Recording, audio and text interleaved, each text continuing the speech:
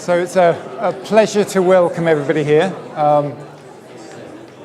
My name is Neil Ferguson. I'm Director of the School of Public Health, and we're here today to celebrate Chris Gale's promotion to Professor at Imperial College. Inaugural lectures are a significant marking point in academic careers.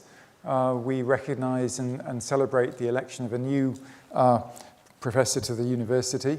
A little bit of housekeeping before we start. If you hear a fire alarm, you want to go out of this lecture theatre and out of the college the way you came in. The assembly point is about 50 metres on your right as you walk down Exhibition Road. Beyond that, just to introduce Chris, he's based in the School of Public Health, but also an honorary consultant in Chelsea and Westminster, Professor of Neonatal Medicine here at Imperial. He was trained originally in Newcastle, his medical training, and then in UCL and here at Imperial for his postgraduate academic training. He runs some of the largest randomized controlled trials in neonatal medicine, trying to improve outcomes for preterm and sick babies. Particular focus has been on nutritional practices, but also brain injuries occurring around the time of birth, and more recently on the impact of SARS-CoV infection in mothers. He also runs a number of important observational and surveillance studies, and he's going to tell us about his academic career. We'll then take about 10 minutes of questions at the end, and then we'll have a vote of thanks to finish off. So it's a pleasure to introduce Chris to give his inaugural lecture. Chris.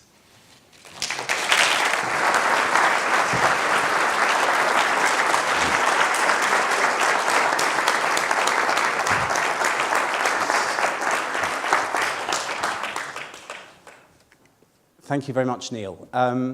And thank you, everybody who has made the journey here today. It is a really wonderful honour to be standing up here in front of you all, giving my inaugural lecture as a Professor of Neonatal Medicine, something I never saw coming a long time ago. So it's truly an honour, and I just want to say thank you so much to everybody who's joined us here today in person, and I know people have travelled from the very tips of the UK to make it here today, so thank you to people who've travelled a long distance, as well as people joining online from around the world, so no pressure there really. But it's lovely to see you all here today. I want to start by also saying that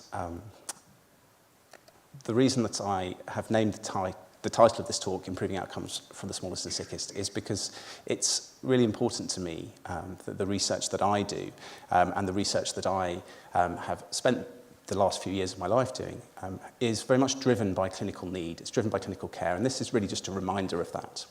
I am a neonatologist, and my route through life and up to this point has been driven by very much desire to deliver the best clinical care first and foremost, and then after that to start down the route of research to try and improve outcomes for very sick and preterm babies.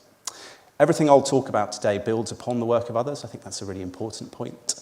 My family, my friends who've supported me through this up to this point, as well as colleagues and mentors, and this institution, Imperial College, which has been a really great support for me as an academic, as a neonatal academic, and up to this point as a professor of neonatal medicine. I want to start, though, because I know not everybody here is a neonatologist and not everyone here is a paediatrician. So I want to start at the beginning by just giving you a very brief overview of what neonatology is. It's very simply the care of the small baby after birth. And I would like to think that neonatology is something which always would have been recognised as an important part of medical care, right from the very outset, right from Asclepius, thinking about medicine back in the time of the Greek development of medicine at its very inception.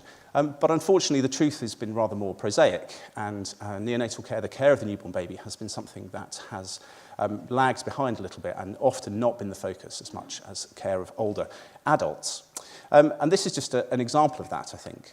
This is one of the first pictures of more modern incubators to keep recognising the fact that keeping small babies warm was a vital part of their care. This was actually in Coney Island in the 1930s, and these were developed and initially used almost as a tourist attraction. So you paid your money on Coney Island beach and you went and you gawped at these tiny preterm babies who were being kept alive in incubators, and the money for that paid for their care. Following this, in the 1930s, there was a bit of interest in the newborn baby and development of medical care for newborn babies.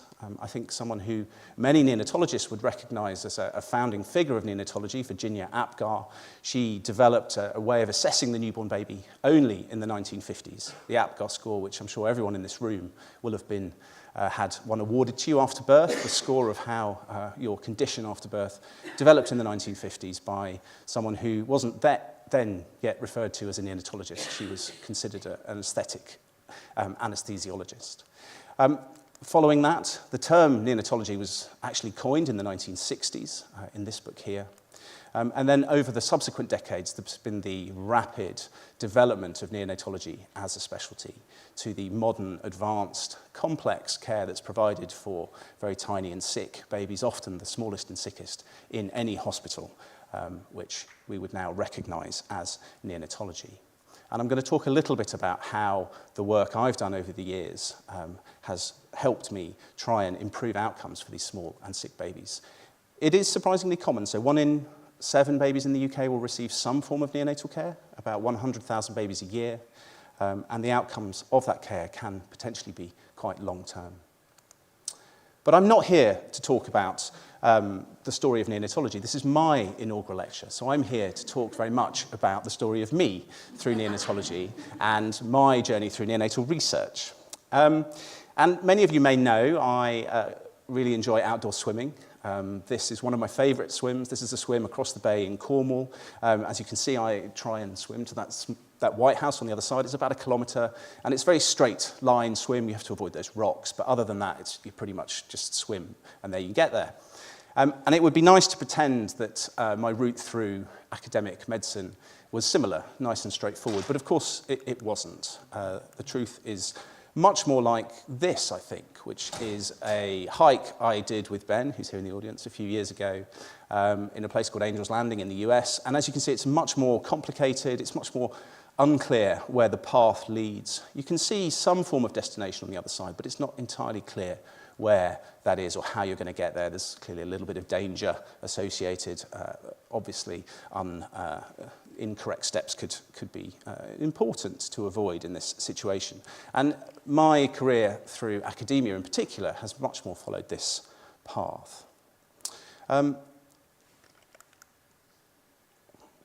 I want to start at the beginning. And where did my journey start? Well, I think it's important to recognise that there were no doctors really in my family. I didn't come from a medical background in that way. There was my mum, who's here on the front row shaking her head now.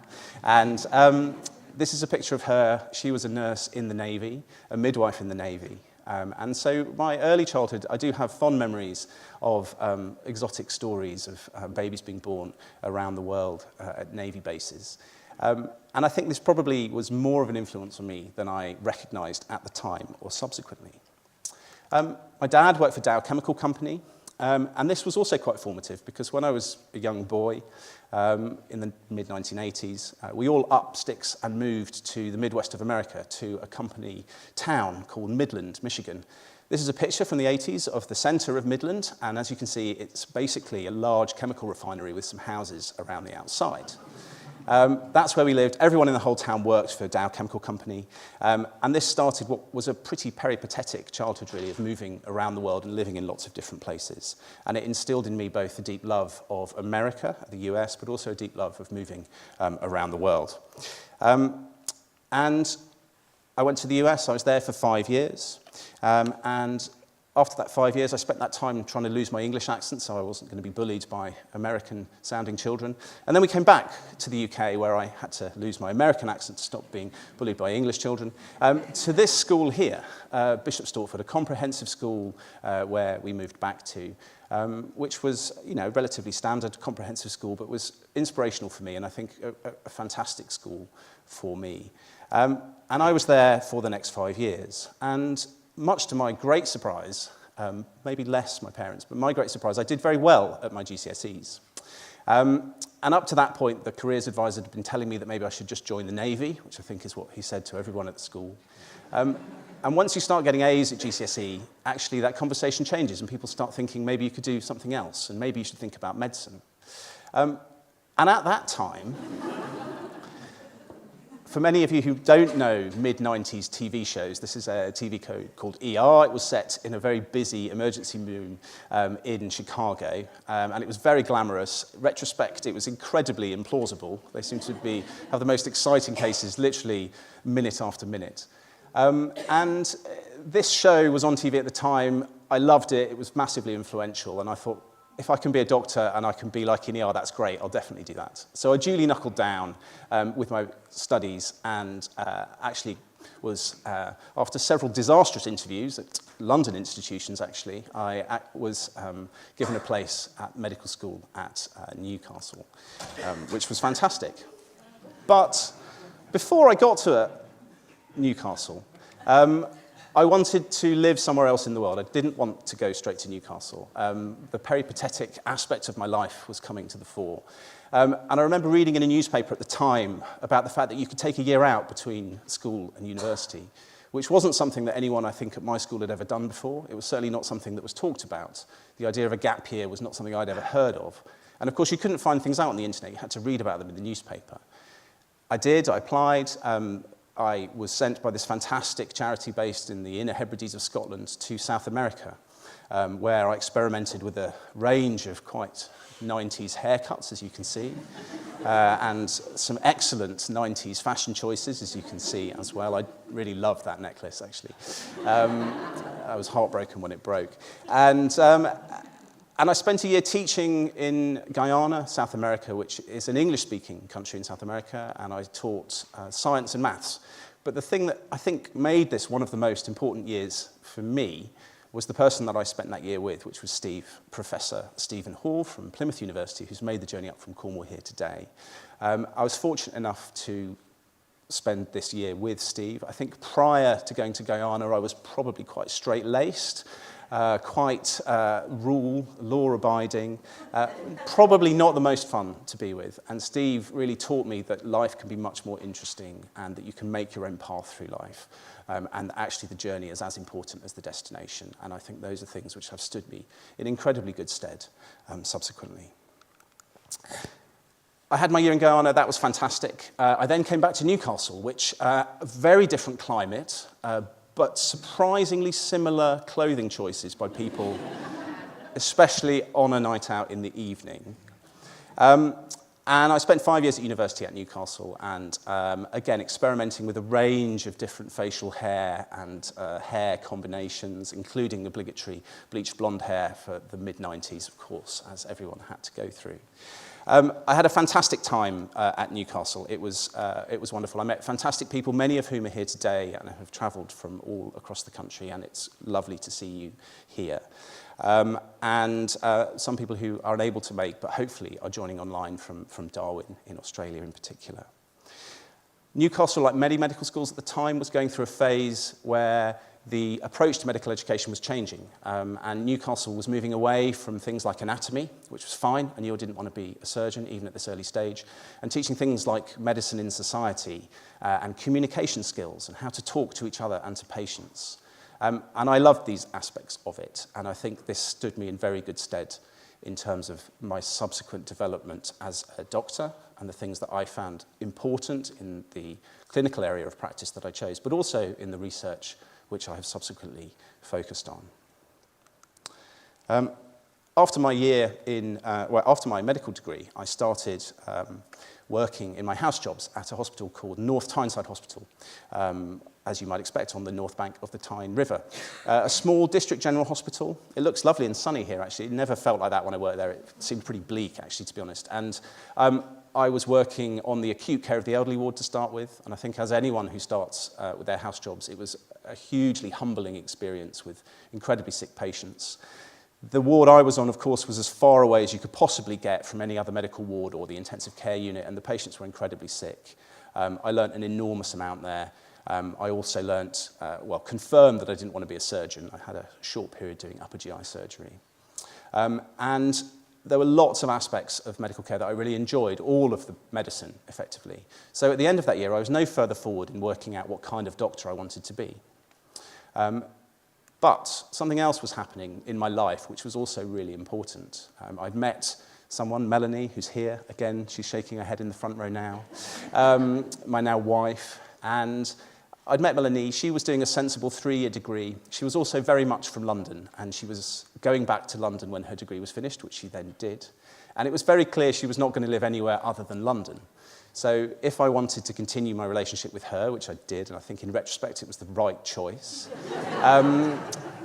I was going to have to move to London. And now moving to London, getting a job in a different area is relatively straightforward. There's national matching programs you apply to. But back then, in the early 2000s, there was none of this. It was purely about sending application forms.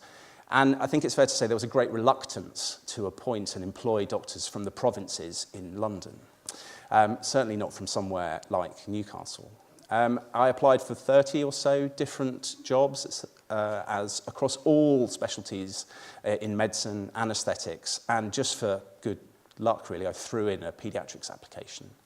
And I got nowhere with any of them except for my paediatrics application, and I got an interview at the Royal London Hospital on the East London paediatrics rotation, which I duly went down, and I was interviewed by an unconventional, I think it's fair to say, professor of paediatrics called Professor Sheila Mackenzie, and she, to my great surprise, offered me a job, and to my even greater surprise, she also allowed me to defer that post for a year so I could again travel and live somewhere else in the world before starting paediatrics at the Royal London.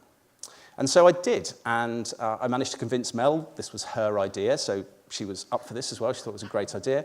And we moved and we lived in Australia for a year, which was a fantastic experience. And I worked, again, at a small district general hospital called Hornsby Hospital in Australia, and I had a fantastic experience. I worked in the emergency room to see whether it was like ER, which it absolutely wasn't, so that was fine. But I got to experience all of the different types of medicine there to try and help me understand what I really wanted to do. And it was pretty clear to me that paediatrics was what I was interested in, so that was also useful. But there was another hugely important aspect of my time there, which was this doc, ER doc, he called himself. He was Canadian. He was very Canadian.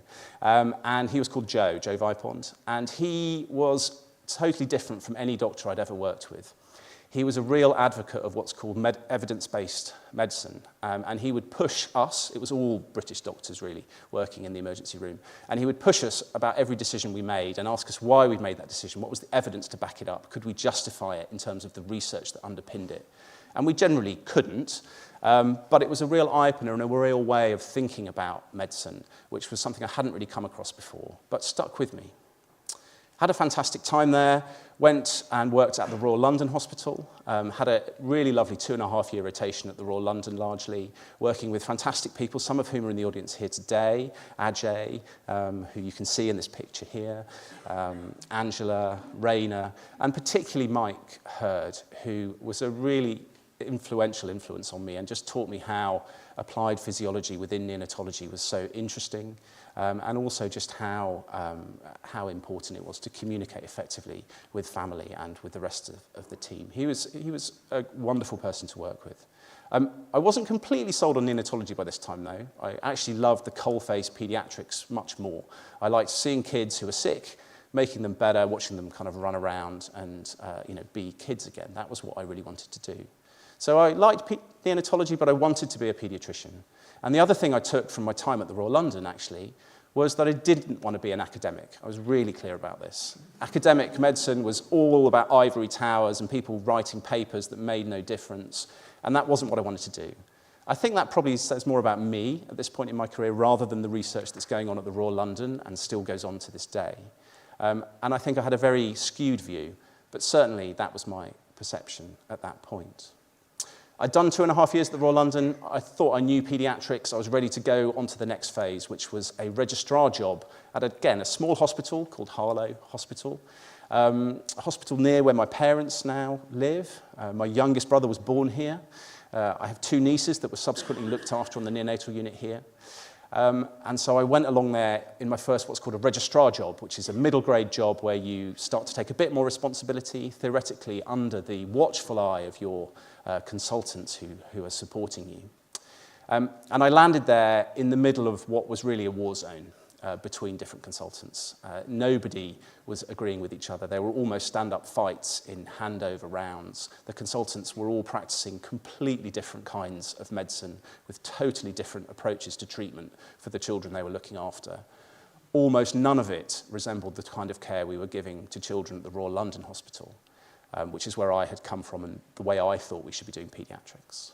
And I tried to argue against this and say, I think we should do it this way because this is how we've done it at the Royal London. And of course, that wasn't a good enough argument. I needed something better to back up the approach to paediatrics that I wanted to give. And actually, I realized that I needed to think about what Joe Vipond had taught me, which was about what was the evidence that underpinned the decisions we were trying to make here. And of course, I realized very quickly that I didn't know how to do that very well. I couldn't search the evidence, I couldn't analyse it, I couldn't condense it into a form that was useful for me to argue for the care I thought we should be giving to these children that we were looking after. So one night, on a night shift, on the neonatal unit at Harlow Hospital, I applied to take the MSc in clinical paediatrics just as a way to try and learn those skills, largely because it had a module called evidence-based paediatrics, which was the first one. It was based at the Institute of Child Health, and I took it up and I did that first module and it was brilliant. I loved it. It taught me all about how to undertake an evidence-based approach to paediatrics. I got my first publication, which was an evidence-based summary. That was fine, but again, wasn't the main reason that I was doing it. And then as I started to use these newfound skills, I realized that there is often not very good evidence for what we're doing in neonatology in particular and across paediatrics. By this point, I was pretty clear I wanted to be a neonatologist, actually. My registrar job had taught me that at a slightly more senior level, a lot of the things I loved about practicing paediatrics, developing relationships and communicating with families, applying physiology to the care of the baby in front of you was much more built into neonatology than paediatrics more widely.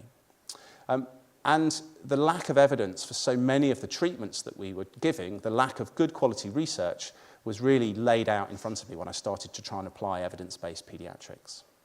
And this made me continue with my MSc. Originally, I'd thought I might give it up after I did the module on evidence-based medicine. But I didn't. I continued it. I thought maybe there's research to be done here, and maybe I can do some of that, and maybe I can improve the evidence base that underpins paediatrics and neonatology. I managed to escape Harlow after 1.5 years, and it really did feel like an escape. I was back in East London working on the neonatal transport team by this point, and For those of you who are not paediatricians or neonatologists, babies often will need moving around, certainly in the UK. Babies often may be born at a hospital that doesn't have the high-level neonatal care that they might need, and they have to be transferred to another hospital. And this is a specialist team that does that. It's basically a neonatal intensive care unit in the back of an ambulance. But there is an element of bouncing the baby around, especially on the roads in London. I was supervised by Nandaram Ratnaval, or RATS, here, who was the head of the neonatal transport team. And it became pretty evident in this job that there were a lot of really tiny babies who were being born in the wrong place. They were being born at low-level hospitals, and they needed high-level neonatal intensive care afterwards. And the mum had been there for quite a long time, often for a day or so, in which point they presumably should have been able to transfer the mum to the other hospital rather than us having to move the baby afterwards, because that's probably much safer for the baby than bouncing the baby around in the back of an ambulance.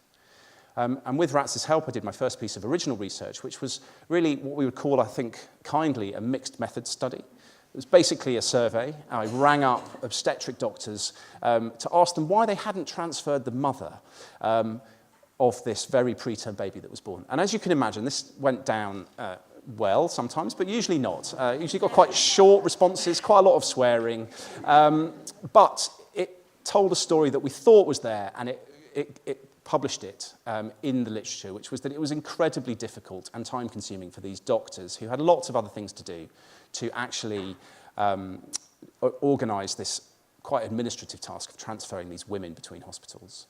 And RATS used this, built upon this, and the system for transferring babies across London, the system of what we call in utero transfers, of transferring the mother before the baby's born, has changed dramatically.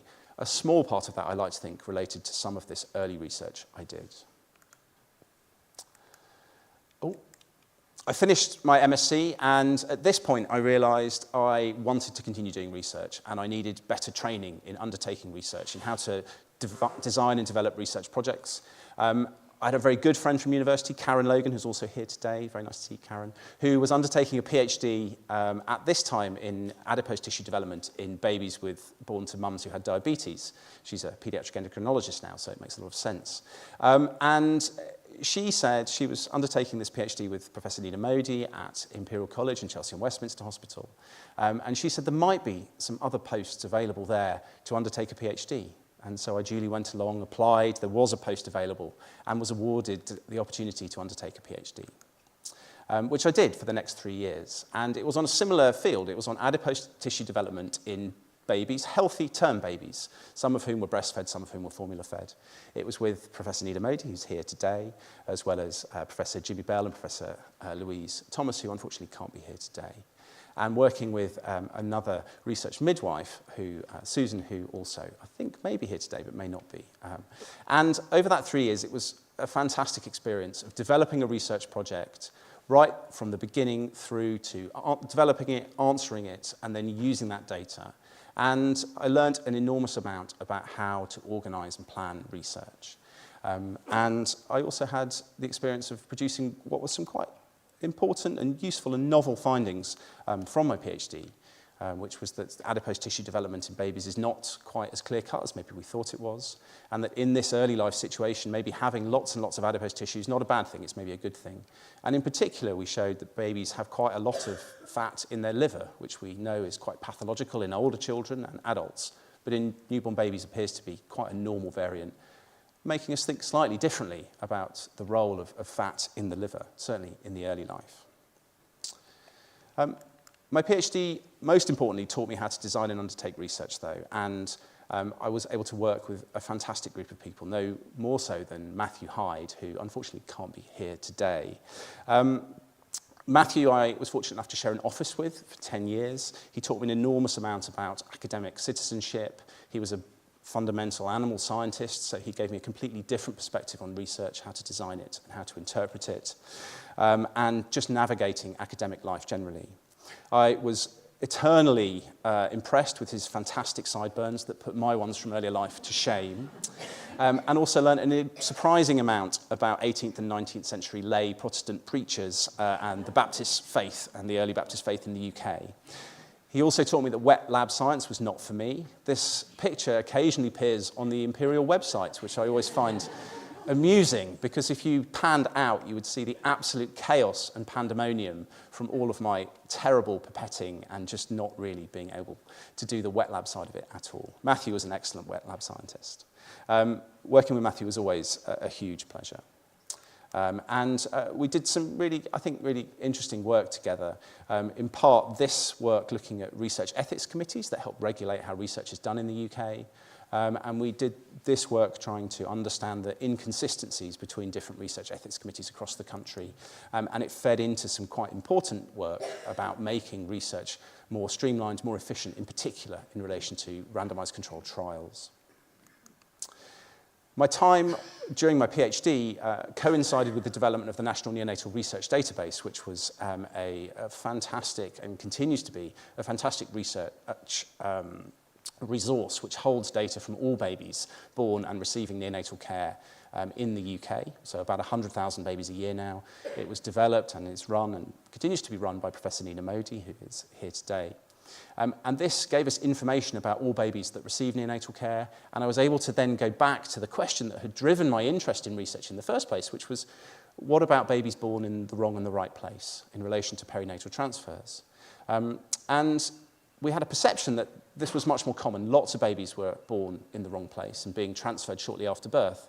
And that something that happened in 2003 might be relevant here. There'd been a national reorganisation of neonatal services across the UK, a government-mandated initiative to change the way neonatal services were organised. And this had been set up in part to try and reduce the number of babies that were transferred shortly after birth and increase the proportion born in the right place. And what we wanted to do was try and see whether it had worked, so evaluate this national policy using data that was collected routinely. Because unfortunately, as is, I think, common with many government-mandated reorganisations, there had been no plan to evaluate the effectiveness of it and no money to do that. And we did this, and what we showed is that more babies were born in the right place. That was definitely a good thing. But actually, twice as many babies were being moved around in the back of an ambulance shortly after birth, which we thought was definitely a bad thing. And this, I think, was the first kind of high-impact piece of research that I'd undertaken. It was informative both in terms of informing the delivery and organisation of neonatal services in the UK, but also internationally. And I think was a fantastic example of how we can use routine data to try and inform optimal service development. And I also worked with, again, some fantastic people, Eugene Statnikov, who is a data analyst, Shalini Santhakumaran, a fantastic statistician, and at this point started working with Cheryl Battersby, who you will hear from later, after meeting her across a neonatal transport at King's Hospital with a very sick baby, actually, and who then subsequently came and joined the group as well. I finished my PhD. I went back into clinical training. I worked at Chelsea and Westminster, UCL, Guy's and St Thomas's, and there's people from some of those places here. Lovely to see you. And then back to Chelsea and Westminster as a consultant. But what I really wanted to be doing at this point in my career was undertaking research to improve outcomes and the care that we were delivering babies, because it was increasingly evident that with so much of what we did as neonatologists that wasn't based on good evidence. Even some of the most common surgical procedures that that babies have, preterm babies in particular, a lot of that, we don't quite know which babies are the right babies to receive that and whether it's good or bad for large groups of babies that receive common surgical procedures.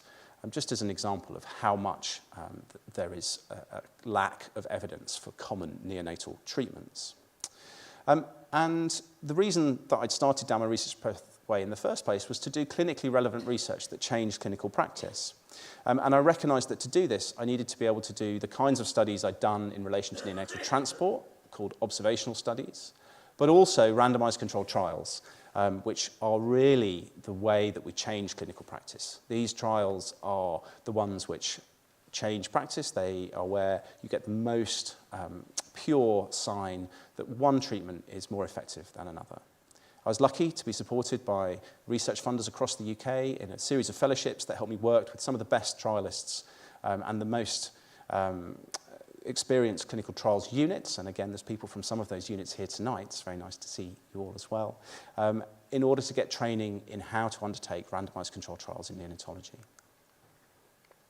While this was going on and while I was in those fellowships, I also wanted to continue addressing some of the questions that bedeviled neonatology using other approaches. And this is an example of some work that we did with, again, some fantastic clinical collaborators, John Dorling and Shalini Ojha, who I think some of them might be joining online, Kaylee as another data analyst who I think is here, and Nick Longford, who has also been able to join us today as a fantastic statistician. And this involved taking data from babies who'd had neonatal care. In this case, we were trying to work out whether it was safe to feed babies who have a brain injury and are receiving a kind of treatment called therapeutic hypothermia. And we know that feeding babies their mum's milk in particular is a good thing. Babies need to be fed. But there were some concerns that maybe feeding babies in this situation, where they were receiving this treatment and they were really quite sick, might be harmful, and they might get really quite terrible gut disease that potentially kills them. So there was a real uncertainty about whether we should be feeding these babies or not, and which was the right approach. And of course, babies are different. Some are sicker than others, some are bigger, some are smaller, some are boys, some are girls. And some are fed and some are not in the current situation in the UK because there's not good evidence one way or the other.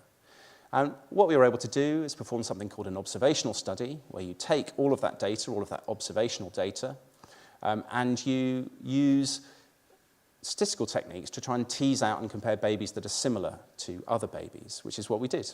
And working with Nick, who's a real world expert in this field of matching, trying to identify pairs of babies that differ in terms of the thing you want to look at, in this case, whether they're fed or not, we were able to tease out and demonstrate really quite clearly and conclusively that actually feeding these babies was very safe.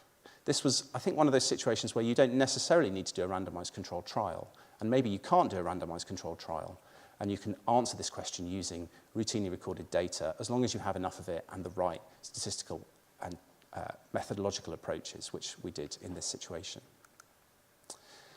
I also wanted to use these approaches to answer the question again related to transport and where babies are born, which was to answer the question about whether for babies born in the wrong place, if they were very premature, if they were born at a non-tertiary centre, so a non-high-level neonatal unit, was the right decision to move them after birth or keep them there to protect their brain maybe from bouncing around in the back of an ambulance? And again, we used the same approach, matching. We identified groups of babies that were born in non-high-level units and babies born in high-level units, some which were moved, some which were not moved, in order to look at outcomes. And we were looking at really important outcomes, so death and brain hemorrhage in these babies. And what we were able to do, again, using these techniques, working this time with a really fantastic clinical academic from Finland called Kjell Helenius, who's hopefully joining us online, we were able to look at these groups of babies and demonstrate really clearly that babies born in the wrong place, if they stayed in that place, they had a much higher risk of death. And if they were bounced around in the back of an ambulance and moved to a higher level unit, they actually had a doubling in their risk of brain hemorrhage, quite serious brain hemorrhage that very commonly has long-term implications, including cerebral palsy and other neurodevelopmental problems. So really important outcomes, demonstrating that actually what you need to do is make sure they're not born in that non-high-level unit in the first place. It's all about making sure the mum is moved before the baby is born. And this, we showed, was the situation even in modern neonatal intensive care with modern dedicated neonatal transport teams. And I think this is probably the most influential and important research that I've been involved in, because this, with a lot of other research by a lot of other people and a lot of hard work from a lot of other groups, has fed into a whole host of toolkits and organisational processes across the UK, nationally and internationally, to try and ensure that babies are very much born in the right place, including through measuring this nationally now as part of a national audit, showing that we are slowly increasing the proportion of babies born in the right place. We're nowhere near as good as a lot of countries that do this brilliantly, but we're getting there slowly. This also showed the importance of measuring things and measuring them well, consistently, and giving that information to people, and working with Nina and Sabitu Thayer and other colleagues, and Senna, who unfortunately can't be here today either. We now measure brain injuries, trying to ensure that the UK is one of the safest places in the world to have your baby, and try and work on systems and processes to try and reduce the number of brain injuries in the UK. And the need to measure things and the need to measure them well became really apparent in 2020 when, of course, we had COVID, this new condition, which was affecting all age groups. And we very rapidly, again, working with a fantastic group of collaborators, some of whom are here today, others joining online, we were able to develop very rapidly a system for finding out information about all babies in the UK who were admitted to neonatal units with COVID. And we were able to show that unlike in other groups, older children and particularly in adults, where COVID, of course, was killing thousands, if not tens of thousands of people every week, babies were very rarely affected. And when they were affected, actually, they were generally really mildly affected. There was a handful of deaths over the entire pandemic in babies. And this was really important because at this time, at the beginning of the pandemic, actually in lots of countries, people were separating babies from their mothers if the mother had COVID because they didn't want the baby to catch COVID. And therefore, these babies weren't breastfed, bonding was affected. And we were able to argue really strongly and feed into World Health Organization guidance that that shouldn't be done. These babies should be kept together. And that's what we had been doing in the UK. And subsequently, that was taken up internationally, based in part on this work and, of course, work undertaken in other countries by other people as well. So this was examples of surveillance, observational research, but what I really wanted to be doing was trials, because trials, like I say, are the ones I think that drive practice the most. They are the most unambiguous evidence that one treatment works and another doesn't. And neonatology has really been at the forefront of trials. So the modern randomized trial was developed in 1948, probably. I think most people would agree. And in 1952 was the first neonatal trial. And neonatal trials have subsequently influenced care massively, a lot of them undertaken by people who are in this room, working at trials units that are in the UK, in particular in Oxford. And this is what I wanted to do. And over the last few years, I've been working with, again, a fantastic group of collaborators, some of whom are here. James, you might hear from later, Susanna, Senna, trialists, including Ed, and qualitative researchers, to try and understand ways that we can make randomized controlled trials simpler and easier. Because the reason we haven't done enough randomized controlled trials to really inform neonatology is because they're incredibly difficult to organize. They take an enormous amount of time, and they take an enormous amount of resources. And hence, we only do a fraction of the trials that we should be doing. And so what we've been doing, and this work's really been led by people on this screen here, is trying to work across multiple different domains to try and make trials simpler and easier to undertake, and working really closely with parents and families to focus on outcomes that matter to families, so we're not measuring things, taking up resources that we don't necessarily need to measure, working with parents and families to ensure that the way parents take part in research is as simple and straightforward as it can be, through qualitative research and understanding how they can have truly informed consent, but make it so it doesn't feel like they're having to fill in forms and sign their life away on possibly what's the worst day of their life when they've just had a very premature baby. Working to give parents information back about their baby, the same kind of information we collect on that baby, giving it directly back to parents, hopefully to improve the quality of the information that we hold. And embedding trials within existing systems and making it as simple and efficient for doctors and nurses to take part in research as well. Multiple different domains to try and make trials simpler and easier. And through doing this, we've actually been able to undertake, as Neil said at the beginning, now some of the largest trials ever attempted in neonatology. So the neogastric trial, and many people from that team are here today, is seeking to be the largest trial ever undertaken in neonatal care. 7,000 babies we're aiming to recruit across multiple sites in the UK and Australia, looking at how babies are monitored in terms of feeding.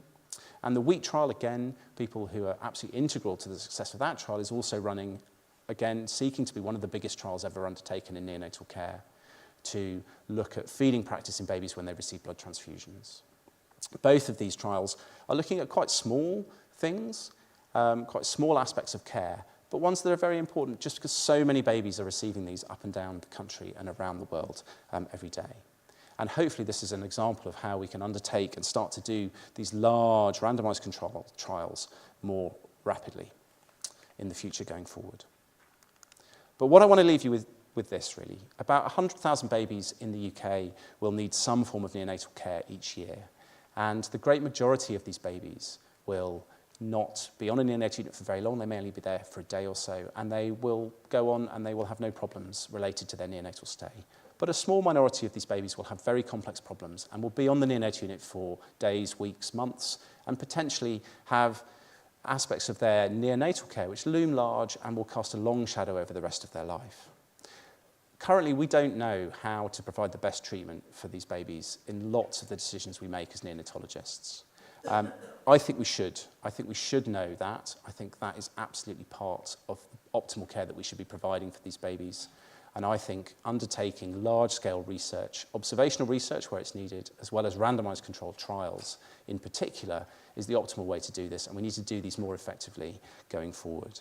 And this is really the approach that I want to take going forward. And I think this is what's very much driven my route through research up until this point. Most of all, I think we need to work collaboratively across the great range of academics in the UK and across the great range of specialties, combining trialists, qualitative researchers, data scientists. And it's been a great honour, it's been a great pleasure to be able to do this over the last 10 years of my life. And I look forward to continuing to do this in the future. Thank you very much.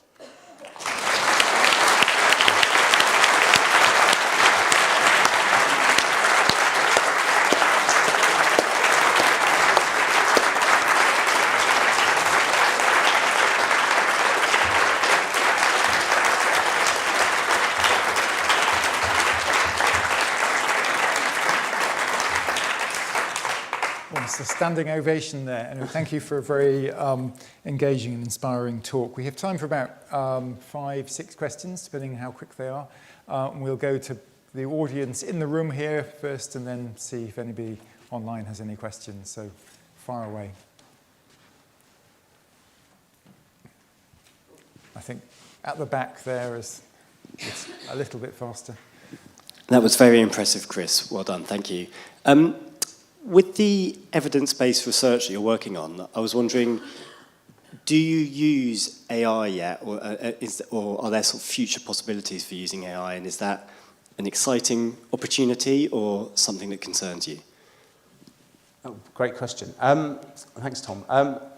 I think I don't use AI yet. I work with fantastic people within the neonatal research database, and some people are absolutely using it for AI, and it's being prepared so that it's more usable by AI and machine learning algorithms. I think there's obviously an enormous opportunity there, and fantastic potential. I think it is also quite scary, in fact, because often it's quite difficult to know what's going on within AI algorithms, which is really important, isn't it, when you're using them potentially for clinical practice. It's definitely something I think we should be doing more of, and I think here at Imperial there's obviously fantastic groups really embedding it within all aspects of healthcare. So I think it's absolutely coming. The question is, how can we do it safely, and how can we do it in a way that people can understand and use it to its kind of full potential? Yeah. Chris, thanks. That was absolutely brilliant. And one of the interesting things for me was what an inspiration you are to the late starters in academic medicine. And I'm just really interested to know why you were so turned off by the science in the earlier stages of your career. What would you put that down to? And do you think Imperial College is doing a better job of inspiring its next generation of medics to get involved in research compared to your own experience? Yeah, it's always nice to be called a late starter, so thank you, Gary, for that. I did. I came to it very late. You're absolutely right. What turned me off about it initially? I think I was just so focused on wanting to be a good paediatrician, and there was a great disconnect in my early training where it was very much rote learning. Despite what Joe Vipon taught me as an A&E doctor in Australia, when I came back to paediatrics in the UK, you were taught this is how you do it. You've got a child with wheeze, you give them this amount of these drugs, and then they get better, and then you send them home. And that's very, I think, rewarding as a junior paediatrician, because these kids do come in sick, you see them in A&E, you make them better, and that was really a focus for me, and I enjoyed that bit a lot. I enjoyed the communication, I enjoyed the kind of holistic approach to care within paediatrics without thinking so much about the fundamental underpinning research, which was why Harlow was such an eye-opener, but also such an important point for me in driving me into research and recognising the value and the importance of it.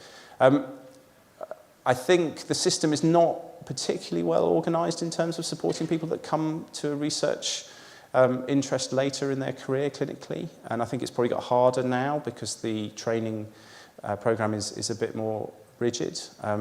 Jonathan Round, head of School of Paediatrics, is here. It's really nice to see him, and I work closely with him, and I think we're trying to ensure that people who know they want to do research right from the beginning are supported, but also people who come to it a little bit later, driven by clinical need, are also supported. And I think they need different approaches and different solutions. I think Imperial's excellent, in particular for the group of academics who know they're interested in research right from the very get-go. I think maybe there is work to do at Imperial to try and find ways to support people who come to academic questions slightly later. I think you're right. Other questions? Any online? So I think there have been a couple of comments. There are some parents online who are just reflecting on the importance of some of this research, especially around things like the transfers. And I guess one question that has been asked is just how long this whole process took. And they've asked, is there any chance you could speed it up? Yeah, I mean, I think it is quite sobering, isn't it, to stand up here and think I've been doing this for 10 years or more, and actually, you know, there's clearly been a lot of things that have been really important, but yeah, this transfers question, it was pretty evident that it was a bad thing moving these babies around, but it's taken, you know, quite a long time in order to really document that and change things, and that there's still a big process of change ahead of us, and there's a whole load of national and international initiatives trying to improve that, building upon the work we've done. Can we do it quicker? I think there's lots of people trying to do that, and I think implementation, how you get the results of research, that paper which you're published, that obviously doesn't change practice overnight. You then need to make sure people are changing what they're doing based upon that. And I think that's an increasing area. We should be able to do it quicker. We should be able to do all of it quicker, I think. We should be able to undertake the research faster, to design it quicker, carry out the trials faster, which I think we are doing. I think some of the work that we have spent a lot of time doing, you've been part of that as well, has been trying to make research more focused on the outcomes that matter, making it more efficient. So hopefully we can do the trials quicker, the research faster, but we still then need to get it implemented into practice, and that still unfortunately takes too long. That's a whole other area of research. Yeah. Any other last questions? I think there's one there. Thank you very much for that, Chris. Having known you many years, I learned an awful lot, even so. But looking forward to the next stage of your career, what one area of research would you really like to sort of get into next when it comes to your next trials, and where do you think you can make the most difference to sort of small babies going forward? That's a great question. So I think there are whole areas that are probably a bit underserved in relation to the care of preterm babies in particular. You know, I think we are doing more trials, which is fantastic, and we are doing trials more targeted and focused on the care, you know, the questions that really we have as neonatologists, and I think that system is working better. I'm keen to keep answering those clinical questions that we come across in day-to-day practice. I think there's a very serious gut condition that babies have called necrotizing enterocolitis that I think is a really under-researched area, and I think is an area I'm working with paediatric surgeons who do a lot of the care for these babies. It's also an area that's under-researched in neonatal medicine, and I think that's an area of important focus in the future, and I'm very hopeful I can be meaningfully part of that. Again, working with lots of colleagues in the room here to try and improve the care for babies that have this really devastating gut condition. Yeah. Maybe I'll ask one question, take chair's prerogative. Chris, you're in the School of Public Health, and as you'll know, I mean, the incidence of adverse outcomes in neonates is quite correlated with social, socio and economic deprivation as well, and marginalised groups. Do you ever see that playing into your work and how you approach and potentially research questions in future? Yeah, I think we've also got a lot to learn. I think it's a hugely important area. So much of it goes on before these babies come to the neonatal unit. I think that's the real challenge as neonatologists. There's a lot of reasons which are socially patterned or that feed into why people have babies premature or babies who are sick. And by the time they're on the neonatal unit, a lot of those, you know, the opportunity to intervene in those situations is obviously past. They become very relevant again when these babies get home, and I think we are probably not as good as we could be in terms of linking up with education and later school professionals and researchers.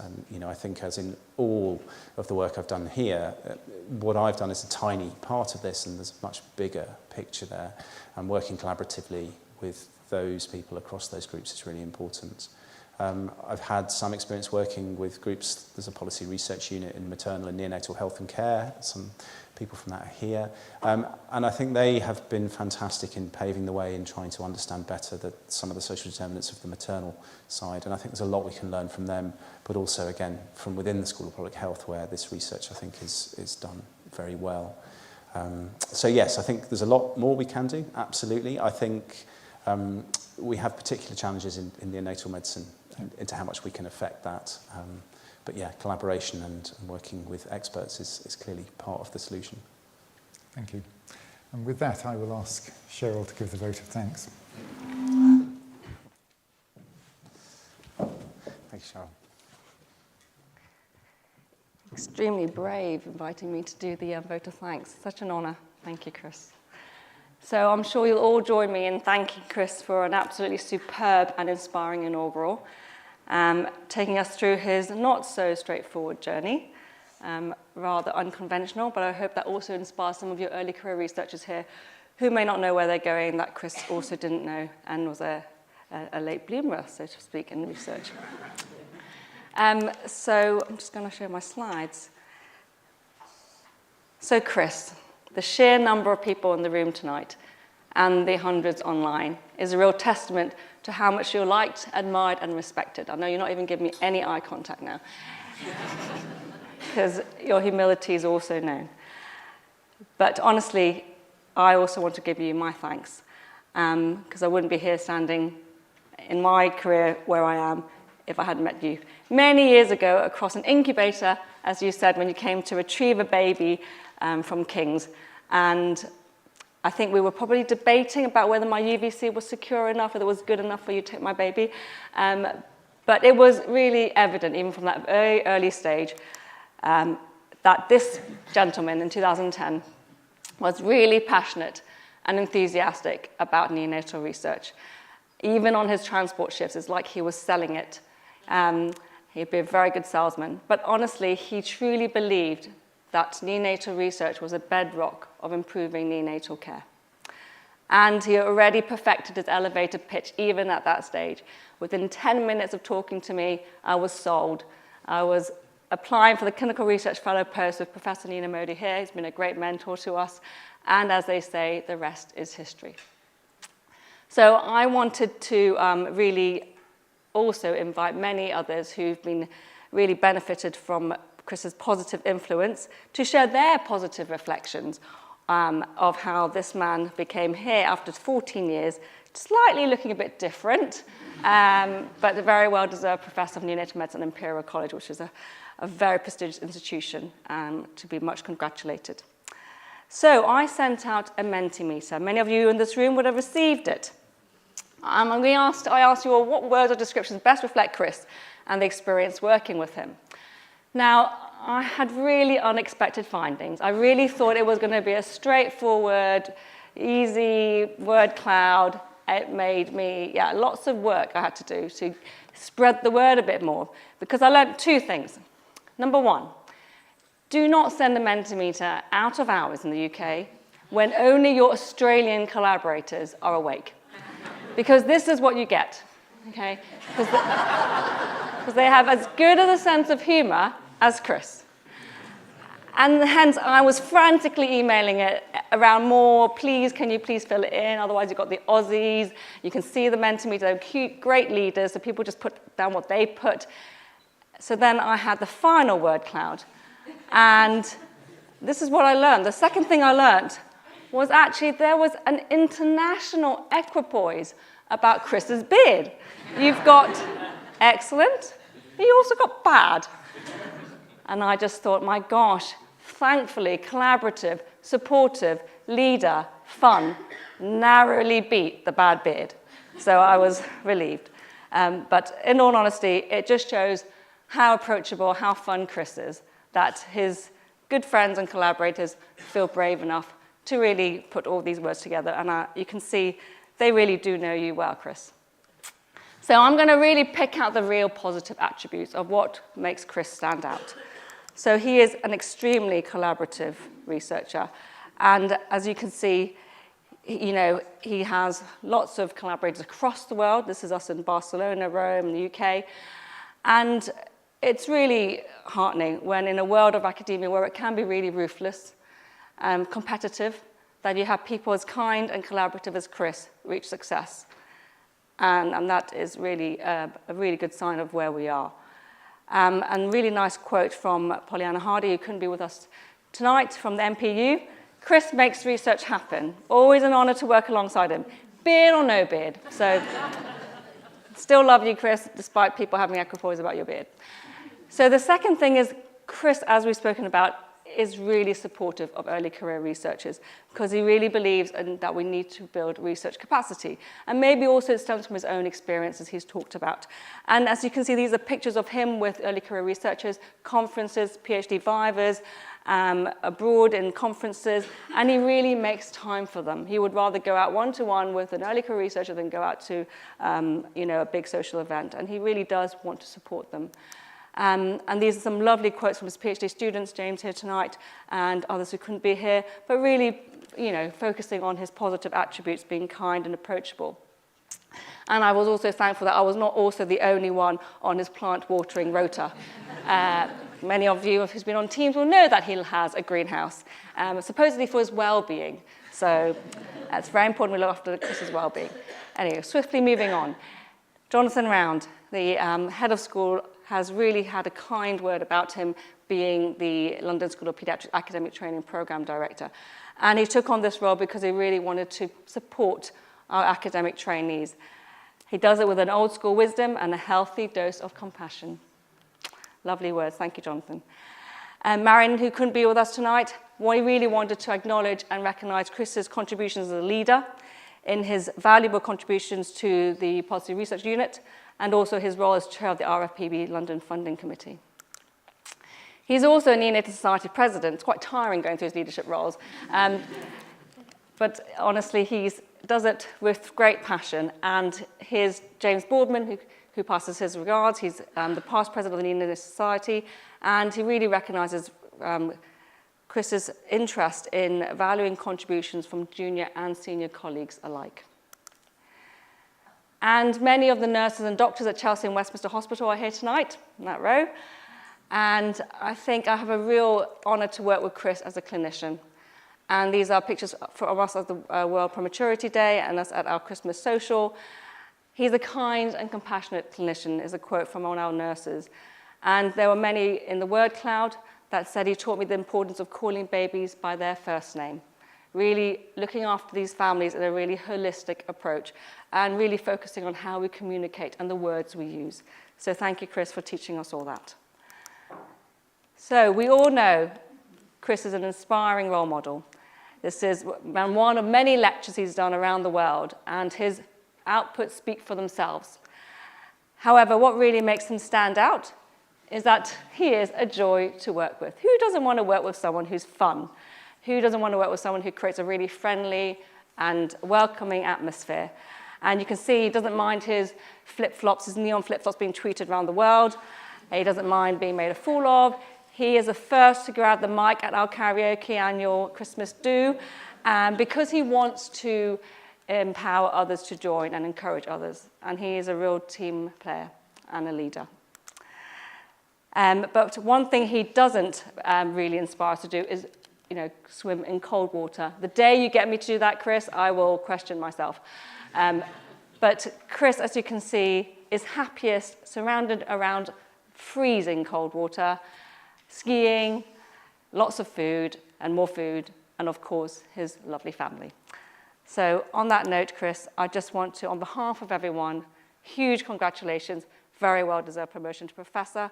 We are hugely proud of you, and we look forward to celebrating with you tonight.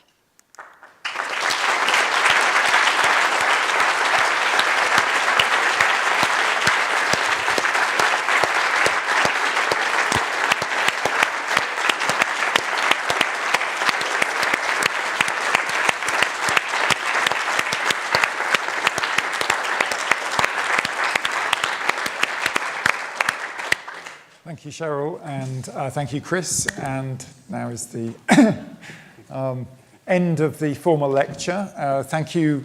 I'm afraid the online viewers can't join us in the reception, which is just outside, but for everybody else, we just head out the doors and there are some drinks outside, and well done again. Thank you, Neil.